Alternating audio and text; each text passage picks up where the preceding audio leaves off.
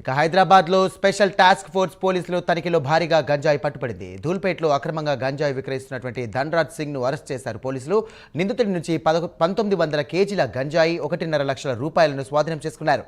గంజాయి అమ్మకాలతో సంబంధం ఉన్నటువంటి బస్సీ కావల్ సింగ్, కోమల్, ఉత్తరేష్ అలపతి అనే 4 వ్యక్తులపై కేసులు నమోదు చేశారు. అంతేకాకుండా బాలాజీ నగర్లో తనిఖీలు నిర్వహించగా షేక్ కాజా పాషా అనే వ్యక్తికి సంబంధించి పోలీసులు కూడా అరెస్ట్ చేశారు. నిందితుడి వద్ద నుంచి కేజీ గంజాయిని స్వాధీనం చేసుకున్నారు. నిందితుడికి సహకరించినటువంటి నజీం రెహమాన్ పై కూడా స్పెషల్ టాస్క్ ఫోర్స్ పోలీసులు కేసు నమోదు చేపట్టారు.